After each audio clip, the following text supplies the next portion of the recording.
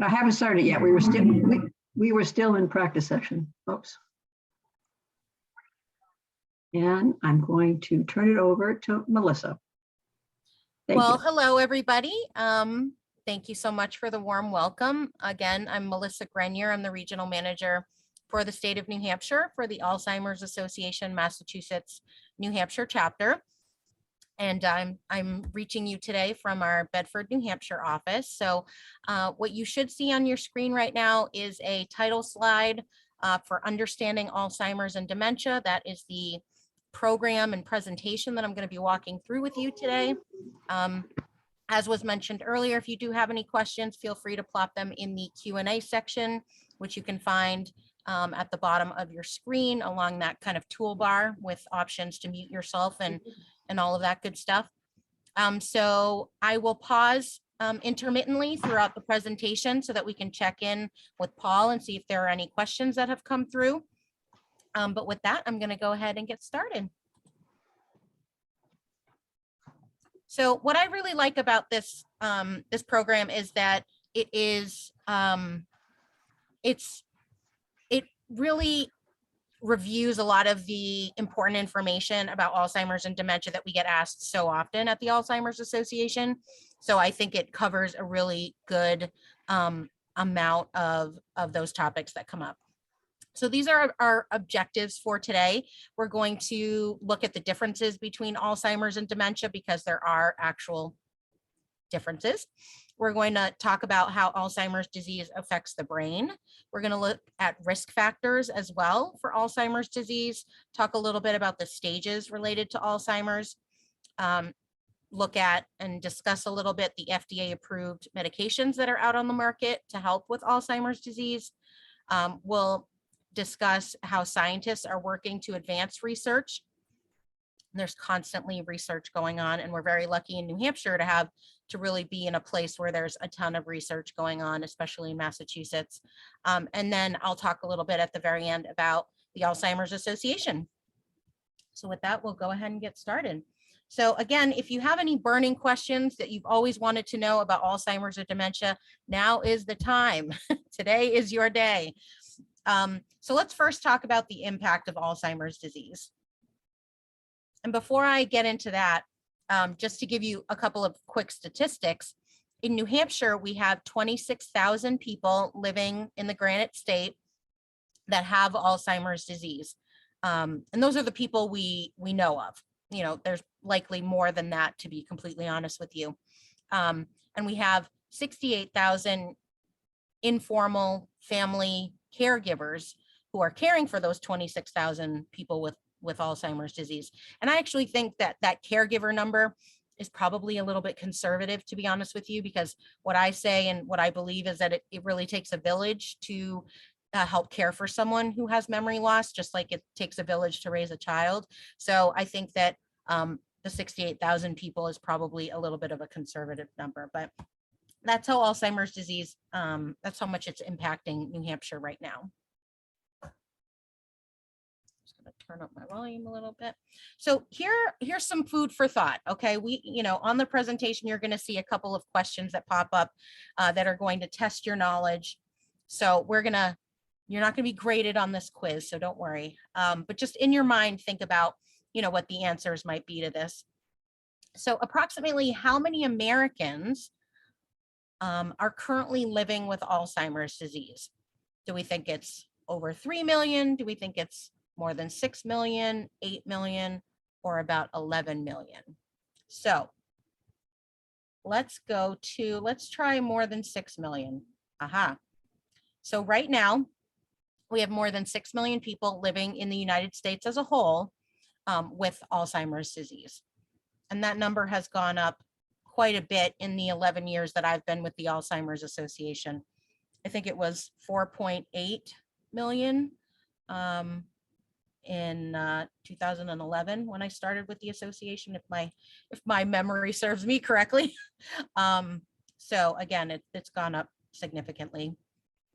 So now let's look at this question: how many Americans provide unpaid care for people living with Alzheimer's disease or another dementia? So again, these are unpaid caregivers. So these are neighbors, family members, friends, people from church or synagogue, things like that. So let's think about this. So 8 million, 11 million.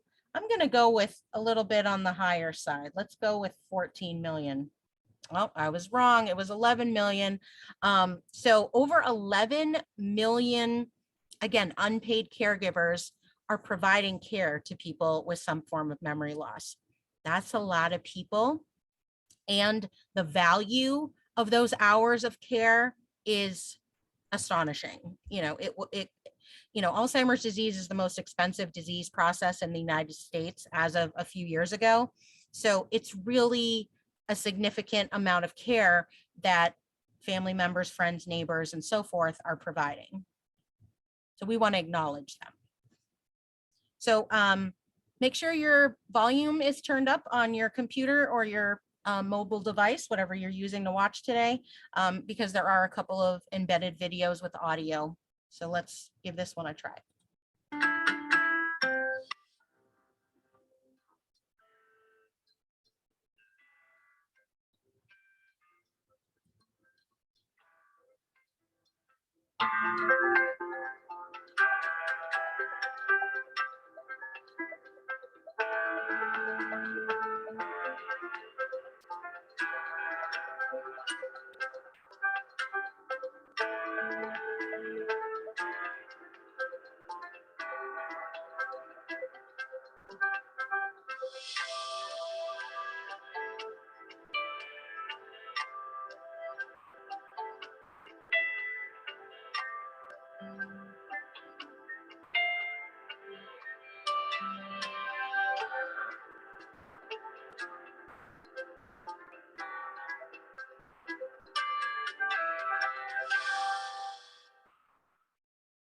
So that gives you some quick statistics about, national statistics about Alzheimer's disease. So let's do a little bit more test your knowledge, shall we? So true or false?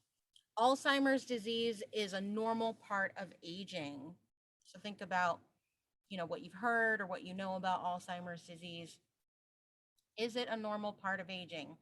Hopefully you answered in your head that that is false. So Alzheimer's disease is a progressive brain disease that causes problems with things like memory and thinking and behavior, but it's not a normal part of aging. If it was a normal part of aging, everyone would get it at some point if they live long enough, and that's luckily not the case. We will be talking more about risk factors. So another true or false question: people younger than 65 can get Alzheimer's disease. True or false? So let's see if true is correct. Yes. So people under the age of 65 can develop it. It is more rare. It's certainly not very common for people under the age of 65 to develop Alzheimer's, but it does happen. And if someone does develop it under the age of 65, then the pace or the trajectory of the disease moves much more quickly than someone who develops it after the age of 65. And we're not really sure why that is. Excuse me. But there is research looking at some folks that develop it at a young age. So we're going to hear now from an expert about this subject. Dementia is the umbrella term for an individual's changes in memory, thinking, or reasoning. There are many possible causes of dementia, and Alzheimer's is the most common cause. Other causes of dementia are vascular dementia, which is marked by changes in the blood flow in the blood vessels in the brain. Dementia with Lewy bodies, identified by specific brain changes throughout the brain that include the buildup of a protein known as alpha-synuclein. And frontal temporal dementia, which is marked by brain cell loss in the front sections of the brain or the frontal lobe.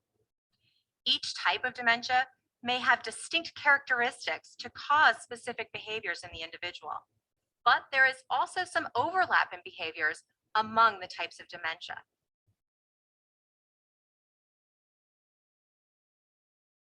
So there are many other types of dementia than what Dr. Snyder mentioned, but those are a handful of the most common ones. And of course, again, Alzheimer's disease is the most common type of dementia. It accounts for 60, 70+% of all dementias that get diagnosed. So that's why it's very easy to refer to dementia as Alzheimer's disease, because Alzheimer's is so very common.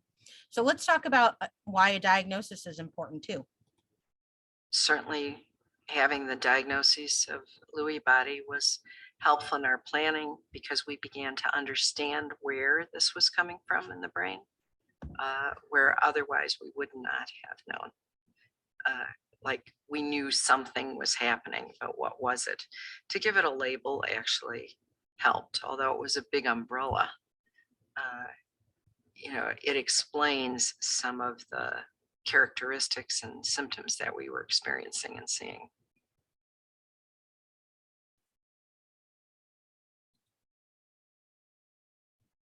So when someone gets a diagnosis, what I say is that whatever they feel when they get a diagnosis is completely normal.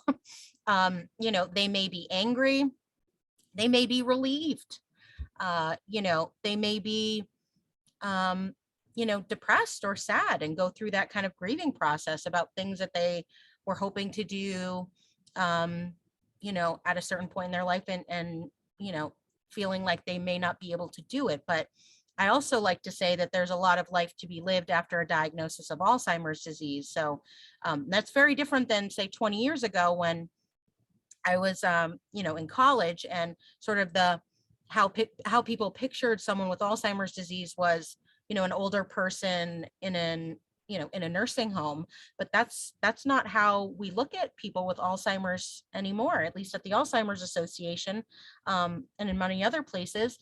People can have a diagnosis of Alzheimer's disease and still be very active, contributing members of society and of their own lives. So it's important to remember that as well. So this is just a quick recap that dementia is a general term for a collection of symptoms that are severe enough to interfere with your daily life. And that's really the caveat. If you experience some little memory problems here and there, maybe you had COVID, maybe you have a urinary tract infection, maybe you started a new medication, maybe you have a vitamin deficiency, maybe you're not feeling, 100%.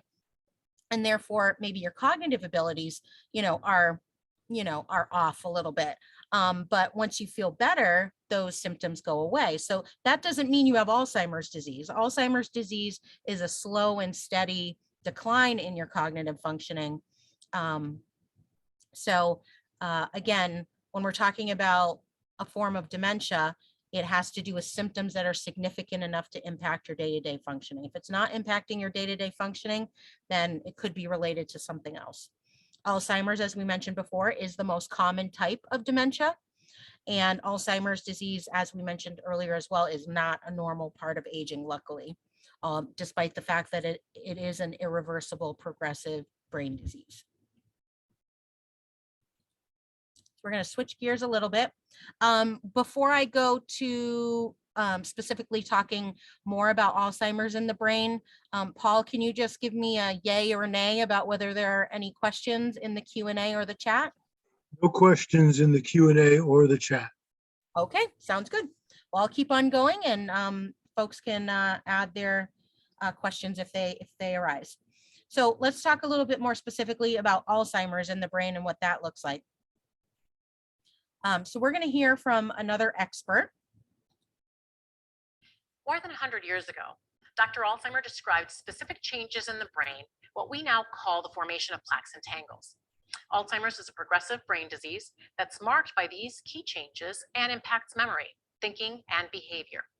The brain has three main parts: the cerebrum, the cerebellum, and the brainstem. Each one plays a role in how the body functions. Alzheimer's disease causes nerve cells to die, which leads to brain tissue loss and causes loss of function and communication between cells. These changes can cause the symptoms of Alzheimer's, such as memory loss, behavioral issues, problems with thinking, planning, and at the end stage, swallowing. So I think it's really significant that she talked about just how much, brain matter is lost with this disease. I think on the outside, you may be observing that a person can't remember what they had for breakfast, or they can't tie their shoes, or they can't read the newspaper anymore. But on the inside, there's actual, brain tissue that's being lost, and that's what's causing the functional decline that you might be observing on the outside. So, those symptoms are just an external, it's external evidence of what's going on in the brain. So again, more than 100 years ago, Dr. Alzheimer described specific changes in the brain that had to do with the formation of what we now think of as and refer to as plaques and tangles, that kind of toxic brain gunk, I like to call it, that causes that brain cell death and over time, disrupts cells' abilities to communicate. Alzheimer's causes nerve cells to die, which leads to shrinkage in the brain and brain matter loss. And the brain changes result in changes in memory, thinking, and behavior. So some of the things that I mentioned before, like, short-term memory changes, communication changes, visual changes, the ability to do normal tasks that someone, used to be able to do. They become more difficult. So we're going to talk a little bit now about risk factors. It's important to understand, what those risk factors are and how they may affect you. So we're going to do a little bit more test your knowledge. What is the greatest known risk factor for Alzheimer's disease? Is it genetics? Is it family history? Or is it age? Now, all of these do play a role, but the greatest known risk factor is age.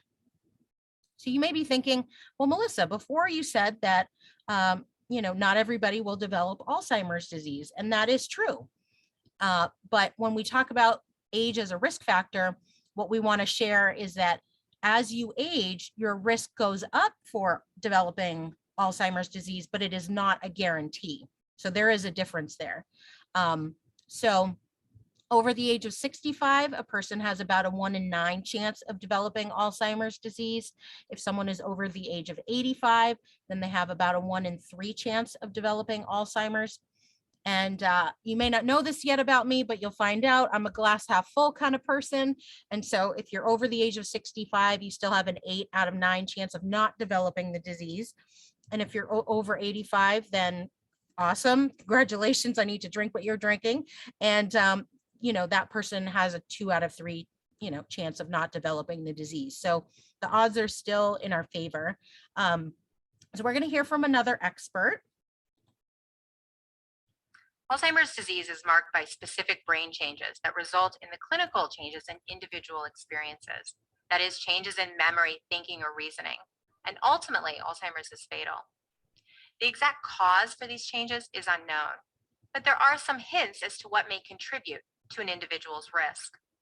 Age is the greatest known risk factor for Alzheimer's. And when we look at populations of people, we see an increased risk over the age of 65. However, Alzheimer's is not normal aging. Family history is also a known risk factor. Research has shown that those who have a parent or a sibling with Alzheimer's are more likely to develop the disease, and that risk increases if more than one family member has Alzheimer's. When we talk about the genes involved in Alzheimer's, there are 2 categories that could potentially be involved: risk genes and deterministic genes. Risk genes increases an individual's risk for developing the disease, but does not guarantee that they will develop Alzheimer's. Deterministic genes, which are rare for Alzheimer's, guarantee that the person will develop the disease. So one thing I want to say about, genetic testing is that most people who want to participate in genetic testing to see if they have one of those genes related to Alzheimer's disease, a lot of times they are able to do so through a research study or a clinical trial. Being able to obtain genetic testing is not widely available to the public right now. Even if your doctor could or would write you an order for that type of testing, it's highly likely at this point in time that your insurance would not cover it.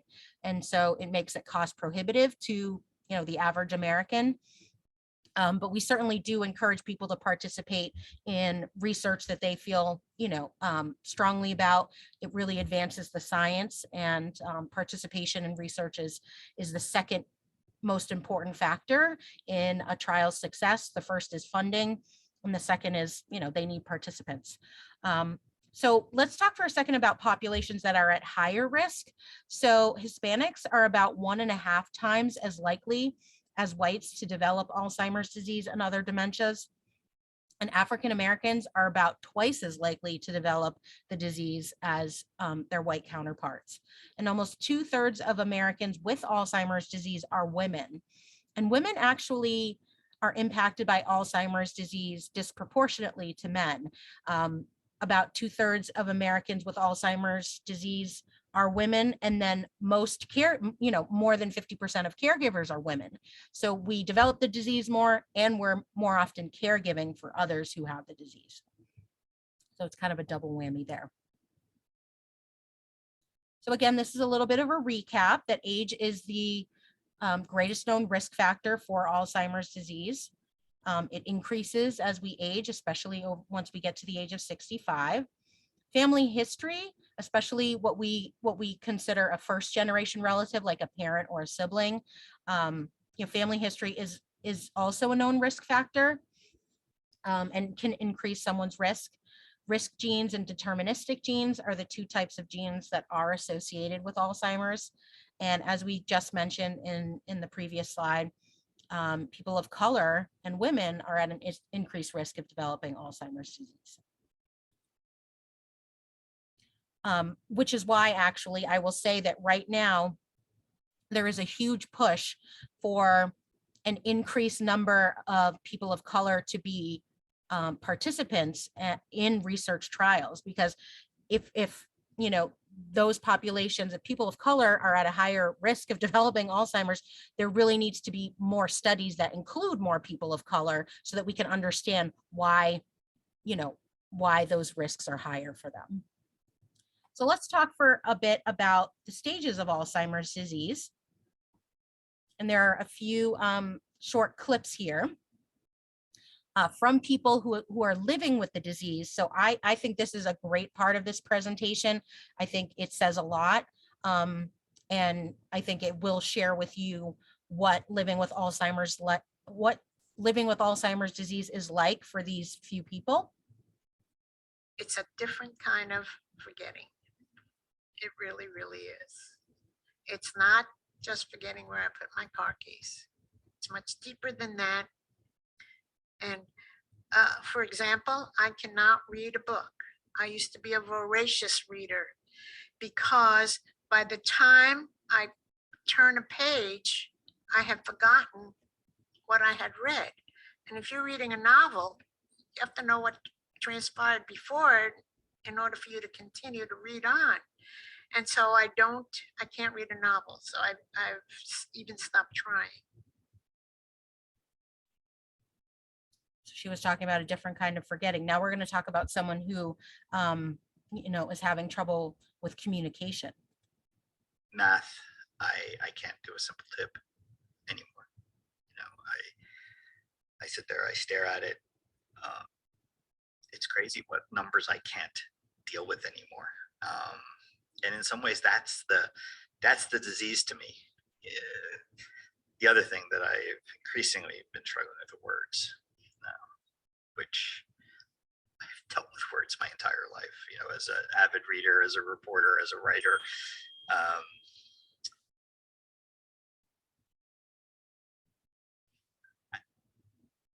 I struggle with them now. So we're going to talk to someone else who is going to share some frustration, their frustration with us. I'm like an overachiever. And when you're unable to deliver, or you're not performing at the same pace that you once did before, that's frustrating. It's frustrating to not know where you place things. It's frustrating to not be able to explain to someone the problems that you're having. You can't articulate it in a way.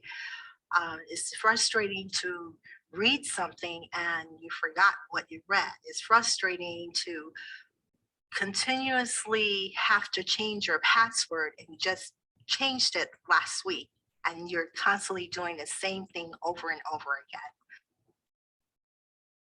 All of these things would be frustrating for us, right? Let alone, one or more of these things, shows the burden and the day-to-day impact that this has. So let's look at someone who's going to share with us how important it is to live for today and not live in the past or the future. I think the thing that surprises me the most about my dementia is that it is progressive, and I'm finding that I'm forgetting more. And they do memory tests for me all the time at the doctor, and so that becomes a little disconcerting at times, to see my cognitive impairment continue to decline. But again, I really have hope. I don't live really in the future.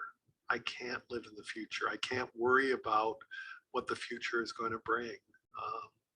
I have to live for today. And I think that's a really good message for all of us, but especially people who are experiencing memory loss. So Alzheimer's disease is a continuum, and I really like this slide, and it's going to, develop as I go on. But a person at the beginning has normal cognitive functioning. They don't have any issues, any symptoms yet with their cognition. But possible biological changes in the brain may be happening and they're just maybe not noticed yet. But at this point, they're not experiencing, obvious symptoms. So we call those folks, or we consider them being asymptomatic. So they're not having significant enough issues at that time to warrant a diagnosis or maybe to be noticeable. So as, the disease progresses, they will develop, symptoms that are a little bit more telling. They're a little bit more obvious. They may go see their doctor and they might be diagnosed with MCI, which is listed here, or mild cognitive impairment. And mild cognitive impairment is really has to do with subtle symptoms that are not significantly impacting a person's day-to-day functioning, but they might be doing so in a minor way, or they might be, noticeable to the person themselves or to close family members or friends. So this is really the early stage of cognitive loss, cognitive ability loss. And some people, develop mild cognitive impairment and stay pretty steady with just that. They don't decline much beyond that. But most people, once they're diagnosed with mild cognitive impairment, will develop Alzheimer's disease. So that's important to remember. So once someone is diagnosed with Alzheimer's disease, we sort of have these three phases of the disease. The mild or early part of the disease, which is marked by symptoms that do start to impact a person's day-to-day functioning more often than not. So those could be, with Alzheimer's, a person would likely see issues early on with short-term memory loss. A person might be having issues at work or in their volunteer positions. They may be starting to have more word finding issues and other cognitive abilities. Now, before I move on to the moderate stage of the disease, I just want to say that each of these stages, none of them have a finite number of years that a person would be in those stages. They're fluid, and symptoms tend to wax and wane, within a day, from morning to afternoon or from day to day. So it's important to understand, again, just how fluid these stages are and symptoms that people are experiencing. So as the disease progresses, someone would move into what we consider the moderate or middle stage of the disease. And this is where a person has increased trouble, not only with their cognition, but maybe they're starting to have trouble with their physical abilities. So maybe their movement, maybe their visual and spatial awareness, maybe they need supervision. Maybe they can get dressed, for instance, but maybe they would need someone to remind them to get dressed, or they would need someone to lay out clothes for them. So this is a time when we start looking at maybe retiring from driving, which is a nice way of saying, you know, giving up the keys. This is often a time where dementia-related behaviors tend to pop up. So resistance to care, or denial about, you know, what they need.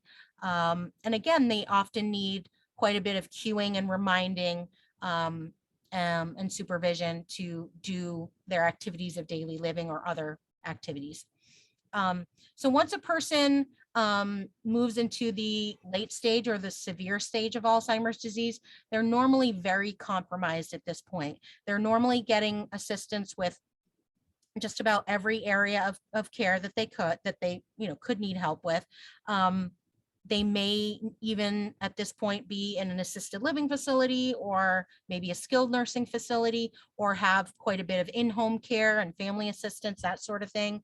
But again, someone who is at the end of the disease process is having significant impairment in their overall functioning. Melissa? Yeah, Melissa, I was going to say, excuse this me. is a good place to pause. Yes. Yeah, there are a couple questions that deal, frankly, directly with this slide. Okay. So Sarah is asking, is there a specific progression of symptoms, such as losing memory first, trouble with math, whatever, or is everyone different?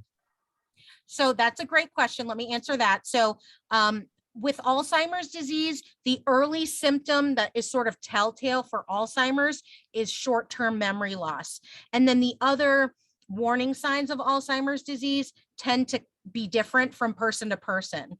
But the reason why I point out that with Alzheimer's disease, one of the, you know, most common early symptoms is short-term memory loss is because that's different from other dementias. So for instance, vascular dementia, which is often when someone has had a stroke or a series of mini strokes, or they have some other vascular issues. With vascular dementia, memory isn't really usually the first thing that's impacted. It's normally executive functioning, which is up here in the frontal lobe of the brain, things like, you know, judgment and reasoning and awareness and insight and abstract thought. So I might notice that someone's judgment is really declining significantly, but their memory seems to be pretty good still. So to me, that may be a hint that it's not Alzheimer's disease.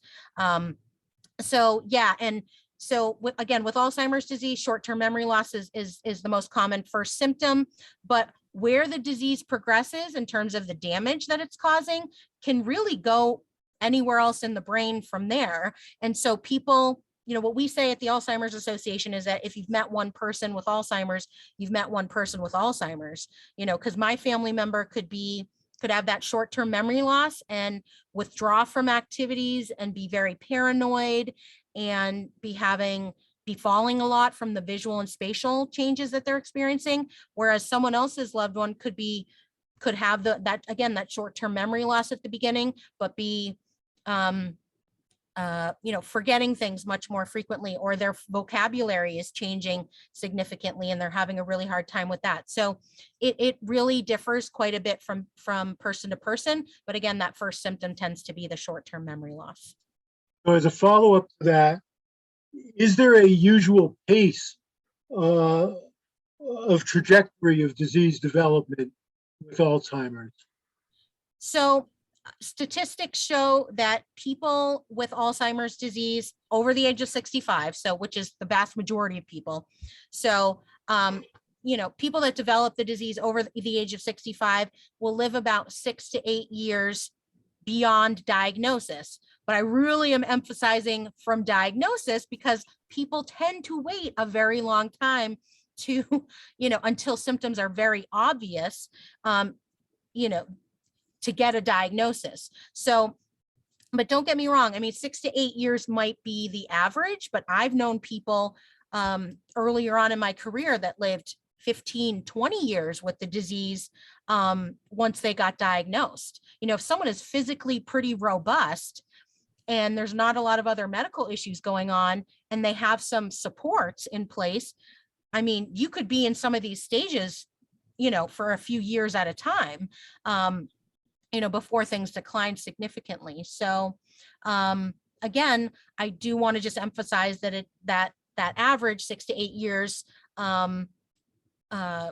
is living beyond a diagnosis.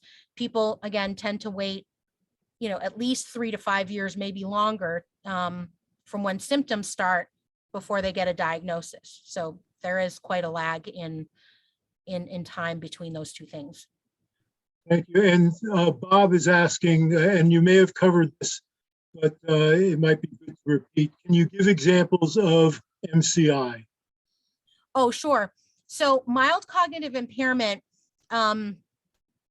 is when, think of it this way, this is a good way to think about it, is that the symptoms are so subtle that they may or may not be noticed by someone at home, by either the person themselves or their loved one, but the changes in cognition and memory are showing up on a cognitive test at the doctor's office. So there's enough of a change where on clinical testing that, a diagnosis can be made, but that the person isn't experiencing significant changes in their life. So this could be some subtle changes in memory, and maybe a person goes in for their annual wellness exam, their annual free Medicare wellness exam, and they should be doing a short cognitive assessment. And maybe that's when someone, is seen as having some very subtle cognitive changes. And maybe the person either right then or at a subsequent office visit, maybe their diagnosis is having mild cognitive impairment. But again, very, very subtle. Could be with memory, could be just mixing up things in a recipe. If someone is really known for cooking and they're making some subtle changes. Again, subtle is the word with mild cognitive impairment. It's not going to be some obvious significant change that you're going to notice. It's going to be really, really subtle. What I think of, and this is not the perfect analogy, but I like analogies. So, when I think of mild cognitive impairment to Alzheimer's disease, I also think of sort of pre-diabetes to diabetes. Like some people with pre-diabetes will never go on to develop diabetes, but the likelihood that they will is much higher. Think of it in a similar way as mild cognitive impairment increases a person's risk of developing Alzheimer's, but not everybody does. Were there any other questions, Paul? Not at this point. So, Ray, continue. We will keep on trucking here. We're doing good. But thank you for the questions. Those were good questions. So again, the three, broad stages of Alzheimer's disease, are being asymptomatic, having mild cognitive impairment due to Alzheimer's disease, and then dementia that's related to Alzheimer's, and then those 3 stages of Alzheimer's disease, specifically mild, moderate, and severe. And like I said before, no 2 people with Alzheimer's disease are exactly alike. Their disease doesn't progress the same way. I mean, our personalities are different. Our health is different from person to person. What conditions we have, the supports that we have to, in place are very different from person to person. And all of those things sort of, give us a snapshot of how a person, what the trajectory of their disease may be like, but it's really hard to generalize with that. Again, people are individuals and their disease progresses as such. While symptoms worsen over time, people progress through stages at different rates, and it has to do with how their abilities are changing and what damage is happening in the brain. So now we're going to talk a little bit about FDA approved treatments for Alzheimer's disease. And we have another little continuum here. I will say that back in 2003, I was at the time a pharmacy technician, finishing up my undergraduate degree. And I'm a social work by trade, by the way, but I worked as a pharmacy technician during breaks from school. And everyone thought, Namenda was the newest thing, out on the market for Alzheimer's disease. And we haven't had, there are these big gaps in new treatments that are coming out. And so research is really a big focus of the Alzheimer's Association now. All of these medications have their place and have their benefits, but none of them up until last year are actually disease modifying treatments. So as was mentioned earlier, in 1906, Dr. Alois Alzheimer, noticed this disease in a young person, by the way. I think she was 41, she was in her 40s, the person that he observed having all of these, functional issues. And then he studied her brain upon autopsy after she passed away. So in 1996, it took us 90 years to develop a first medication, and Aricept, which is a very popular Alzheimer's medication. I would say it's the go-to kind of Alzheimer's medication that was developed in 1996. And a few years later, Exelon, which is available as a subdermal patch on your skin, Exelon was developed. And a little bit later, not far behind, was Razidine, which is an oral medication. And then again, as I mentioned, in 2003, when I was a pharmacy technician, Namenda came to market. Now, all of these medications don't change the fact that there's damage happening in the brain, but we want to try to maintain as many brain cells as we can. So all of these medications really impact the neurotransmitters that communicate from cell to cell with each other and try to maintain brain cells for longer. So I would say that Aricept is the most common medication for Alzheimer's. I would say that Namenda is probably the second most common. And both of those medications were actually combined in 2014 to create a new medication called Nemzaric. So Nemzaric is not a brand new medication. It's just a combination of two other medications that were previously on the market. So switching gears completely was a medication that did come to market almost exactly a year ago, in June of last year.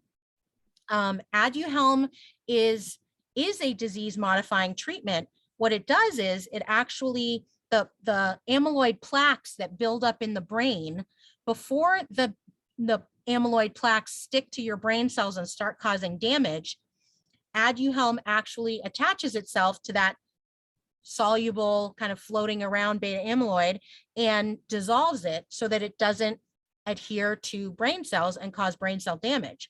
So this is a brand new disease modifying medication. Unfortunately, it is not, it's a new medication, which often makes it difficult for the public to get access to and get it paid for by insurances anyway.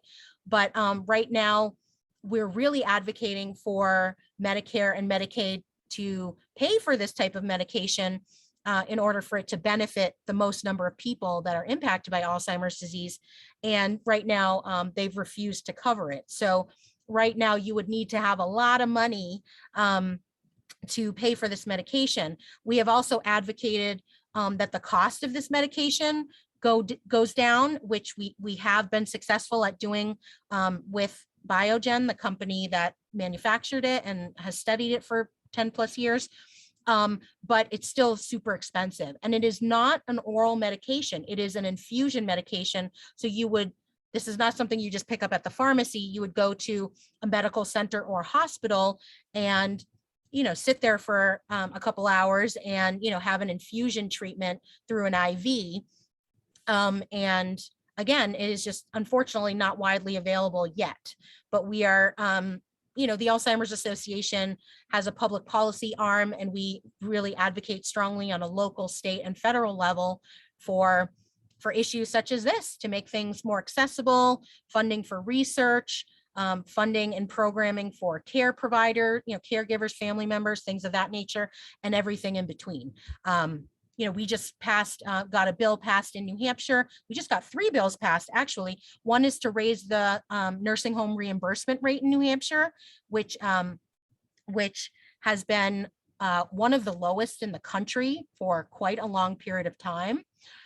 We passed legislation that would provide greater access to the Alzheimer's respite grant that is provided by the state of New Hampshire through the Department of Health and Human Services. We changed the wording a little bit so that people that have symptoms of dementia but haven't yet obtained a diagnosis, that they can apply for the respite grant even before they have an official diagnosis. So those are a couple examples of what we've done this past year in New Hampshire, but we have a long way to go as it relates to this brand new medication. And certainly I do not want to, I'm a social worker, I'm not a prescriber. And so I definitely believe that there are other interventions to help people live their best life with Alzheimer's disease beyond just medication. I mean, medication can help, and it is necessary in a lot of different circumstances, but improving our communication, improving the environment around the person with dementia, those are a couple examples of things that can be done to make their lives more successful and to make our job as maybe a caregiver an easier one or a more pleasant situation. So I don't want to automatically lead you to believe that the Alzheimer's Association is pushing medications, because that's not necessarily the case. We have a lot of other ways that we can interact with people with Alzheimer's and other forms of dementia to make, give them the best quality of life for as long as possible. But medications, of course, do have their place in a treatment plan and in a person's life potentially. So, it's really important to talk to a healthcare provider. Everyone experiences the disease differently. Treatments work in varying degrees, just like any other medication. Aricept might be successful for one person, not so successful in another person. We encourage people who are interested in learning more about FDA-approved medications and other treatments to have a conversation with your medical provider. And if you aren't really getting very far with your medical provider, then you're always welcome to call the Alzheimer's Association and see what options are available out there so that you can feel armed and prepared the next time you go see your medical provider to talk to them about a treatment that you feel would be beneficial for you or your loved one, or to at least discuss and consider. I mean, we are active consumers of our own medical care. We should be advocating always for ourselves and for our loved ones, and we should never feel that we can't speak up to our medical providers. And if you're having a hard time with your medical provider, then I would definitely encourage you to try to get a second opinion, or maybe even consider switching providers. And I feel this way myself too. You feel like you get to know a provider and they get to know you, and you feel very strongly that a lot of people don't want to switch their primary care provider, or their team. But if you're not getting the support that you need from that team, then that's definitely a consideration that you should make. So we're going to talk a little bit more about research and about advancing Alzheimer's research. So we're going to give you a few examples here about what that looks like. So we're going to talk a little bit about early interventions. This is an incredibly exciting time in Alzheimer's and dementia research. The advancements that we've made in the last decade to understand the disease as a continuum, meaning that the biological changes are starting a decade or more before someone is experiencing the changes in the memory and thinking. This sets the stage for possible prevention. The idea that when we have the tools to identify those individuals at the earliest time point, and when we have the interventions to target individuals at that earliest time point, we can intervene to stop or slow the progression of the disease before an individual loses their memories. So one thing that you might not have caught when she started, at the very beginning of when she started talking, was that that damage in the brain can start 10 plus years before a person starts to notice, changes in their functioning or symptoms of the disease. So that's what they're really looking at now. They're looking at healthy adults, and they're studying whether or not there are these plaques and tangles in the brain. We want to try to figure out how much earlier on, before someone has symptoms, is the disease actually starting to wreak havoc. So that's really important, because if we know that some people or many people are developing, starting to develop these plaques and tangles 10, 15 plus years before symptoms are beginning, then we need to be looking at people, much more so in their 40s and 50s, and create some testing where, or figure out what biomarkers are applicable to try to modify the disease much earlier on, before symptoms even happen. And then a person wouldn't have to be starting treatment again after those symptoms have started and after the functional loss has begun. So we're going to look at lifestyle factors, which is a hot topic right now in research. Growing evidence indicates that people can reduce their risk of cognitive decline by adopting key lifestyle habits. More and more research shows that factors like exercise, nutrition, and aggressive management of cardiovascular risk factors may impact our ability to slow cognitive decline as we age. And through current studies, we're exploring how certain lifestyle factors may even reduce the risk of developing Alzheimer's and dementia. So there are a lot of research studies that are looking at lifestyle factors, particularly exercise, diet and nutrition, socialization, and stimulation for your brain, like brain exercise, right? So those four things in particular, and a combination of those four things, have shown through research to be the most effective at reducing your potential risk of developing dementia, including Alzheimer's. So let's talk about moving toward a cure. A lot of hope does come from the Alzheimer's Association, all the research that is being done. Even though there is not a cure today for the disease, I know in my heart there is going to be a cure one day. And I know we're getting closer for that cure. Because even if you fail in a research study, you learn from that failure in the research study. That failure always brings progression. And that's very true. I think it's easy to forget how much information is gained, even if a study fails or has to stop, terminate early. So I think it is really, really important to remember that. So I'm glad she mentions that. And then let's talk about funding.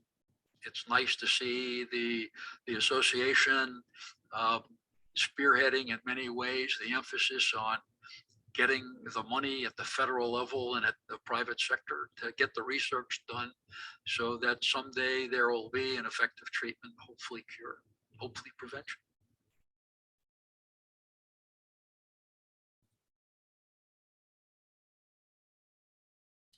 So as I mentioned, clinical trials and research studies are really important to advance the science as it relates to Alzheimer's disease.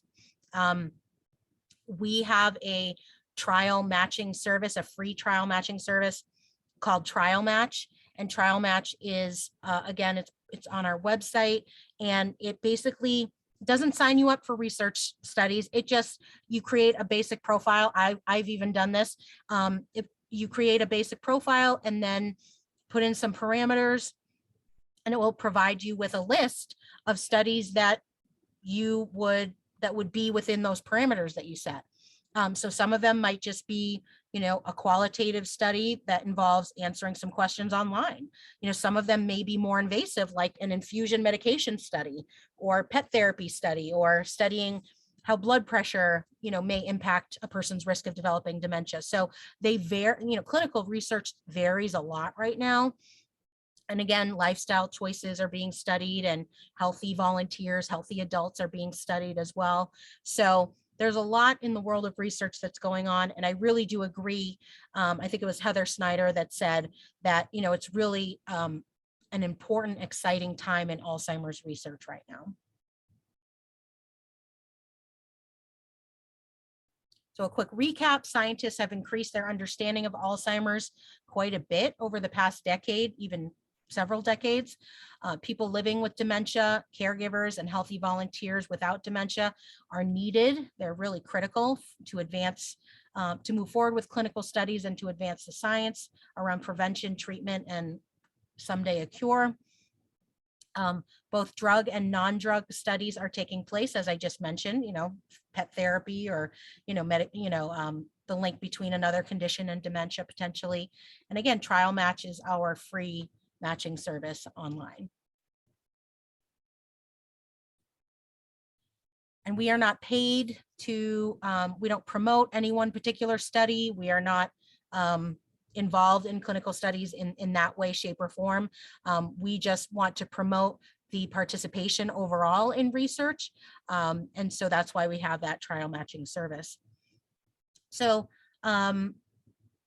are there any questions, Paul, before I talk a little bit, just a few minutes about the Alzheimer's Association, and then I can answer more questions? Yeah, there is a comment from Brad. I am a neurologist responding. The position on Aduhelm is incredibly biased. The evidence of clinical benefit is extremely limited, and at least 1/3 of the patients treated with it suffered complications. The medical advisory panel voted unanimously against FDA approval, yet the FDA administrators approved it. The Medicare decision was a wise one. It covers patients who participate in clinical trials of the drug. I suggest that viewers read the American Academy of Neurology Decisions with Patients and Families Regarding Aducanumab in Alzheimer's Disease, with recommendations for consent, the AAN position statement. Okay, thank you, Brad. That is a response that is basically supported by lots of other physicians, and that's absolutely a position out there. There is a lot of controversy around the medication, especially last year when it did get approved. There was controversy then, and there's still a lot of back and forth about the potential benefits and about coverage for it and so forth. So thank you for sharing some more information about resources and education that people can get about Aduhelm or aducanumab. I think the Alzheimer's Association is excited that there are new treatments on the horizon to work on impacting Alzheimer's disease in ways that we've never had before.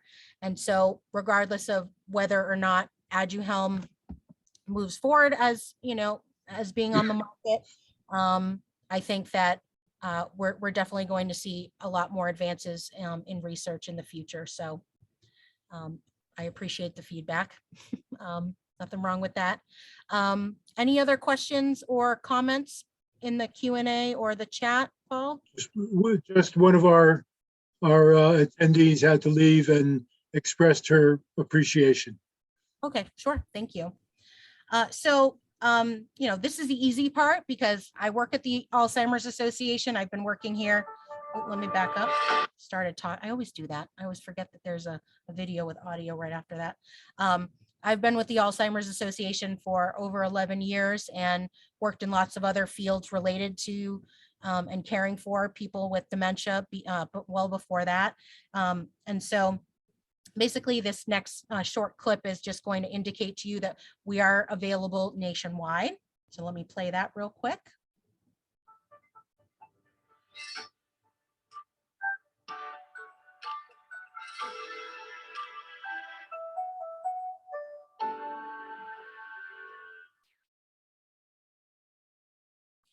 So the Alzheimer's Association is a private nonprofit organization.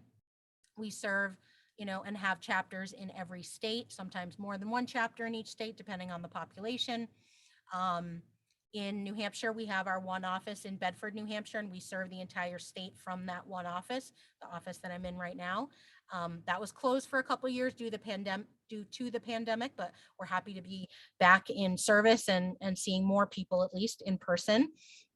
You know, our goal is to create a world without Alzheimer's at some point in the future.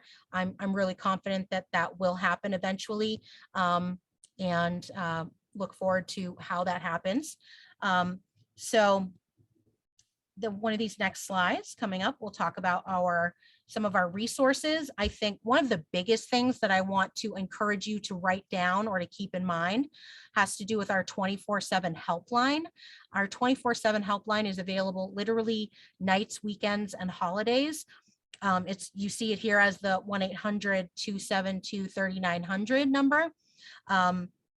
That is staffed by trained professionals and clinical social workers mostly, who are there to assist with any concern or question that you have. So we have students that call for information on, you know, brain diseases and types of dementia for projects.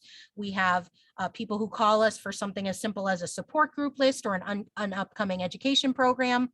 And we also have people that are making the tough decision to maybe place their loved one in an assisted living facility or a nursing home, or they're struggling with their loved one who continues to wander. You know, so the circumstances of why people call varies a lot. But the Alzheimer's Association is available through our helpline, again, 24 hours a day. There's no cost for these services. There's no referrals. And again, if someone needs a much more in-depth conversation or consultation, then we can provide that to families as well and at no cost. I can't even tell you how many resources we have on our website. Don't feel bad about reaching out. If you're looking on our website and you can't find something, please know that I'm a resource. Our helpline is a resource, and we'll help you figure out where to navigate to get to what you need. And then we also have an area of our website called Community Resource Finder, or, you know, it's listed here, alz.org/CRF. And this is a resource that lists dementia-related services that a person might need. And you can actually create parameters, how far, you know, 25 miles from the zip code you enter, for instance. You know, how many home health care agencies are within a 10-mile radius of Grantham, right? Where are there neurologists within a certain radius of, you know, Littleton? So there's all kinds of resources there. And I mean, not many people, I think, probably use Yellow Pages anymore, but it's just as daunting to type in home care agencies in New Hampshire into a search engine online right now. I mean, you'll get 1,000 hits. So, you know, this is a site that will help narrow things down and help guide people to really dementia specific resources that can be helpful for them or their families. The Alzheimer's Association has many ways that people can get involved with us or volunteer. You know, we have our walks to end Alzheimer's that occur every year. There's one in Portsmouth, Manchester, Keene, and Hanover, New Hampshire, so the Upper Valley. So our events are a great way to get involved with us. We also have advocacy and public policy, which I mentioned before. We're always looking for advocates to speak up in support of legislation that they want to support, that we filed, or to just speak about their circumstances and how it relates to the policies that we're pushing forward. Trial match, so volunteering for a clinical research study that someone feels strongly about. Again, our events like Walk to End Alzheimer's or The Longest Stay. And we've got lots of other volunteer opportunities. Like we have a lot of volunteers that do what I'm doing for you right now. So a lot of volunteers that provide education and outreach in the community and facilitate support groups for people too. So there's a lot of different ways that you know, people can make a difference and not only support the work that we're doing, but to support, you know, their fellow community members as well. So again, this is just our toll-free 1-800 number again. It's that 24/7 helpline that's available nights, weekends, and holidays. And what I'm happy to do is to unshare my screen. And then we can I can answer any more questions. Paul, were there any more questions that came through? No, not at this time. Okay. Here, I'll unshare or stop sharing at least. Does anybody want to take, are people allowed, are able to, are they, can't talk. Are people able to take themselves off mute? Unfortunately, not in this webinar format. No. Okay, not in the webinar format. Okay, I thought so, No. but I was going to suggest that people take themselves off mute, and then I was like, I'm not sure. So if anyone does have any other questions or comments, now is a good time to share them. I appreciate the questions and comments that have come through so far. And there's still there's always going to be a lot of discussion around Alzheimer's disease. What works, what doesn't work. And, we need to get through the stuff that doesn't work to find out the stuff that does work. And so, not everything is going to stick and work like we want it to, like we hope for. So we'll move on to the next thing until we find those meaningful treatments and a cure someday. And in the meantime, I hope that you consider the Alzheimer's Association as a resource that you can have, available to you in your back pocket, that you can call or visit online anytime that you need us. And, I just really appreciate you all being here to,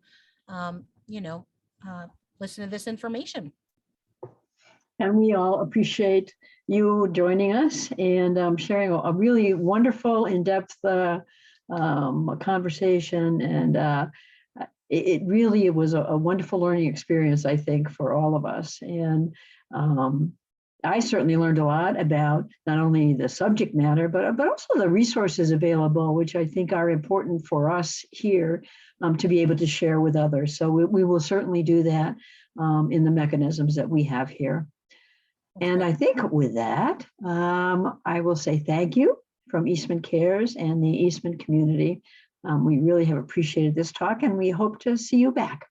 And for everyone else who's left out there, please send comments, evaluations, and anything at all to EastmanCARES@eastmannh.org, and we'll get back to you. So thank you, Melissa. Bye, And everybody. thank you all for joining us. Have a beautiful weekend. Take care. Take care.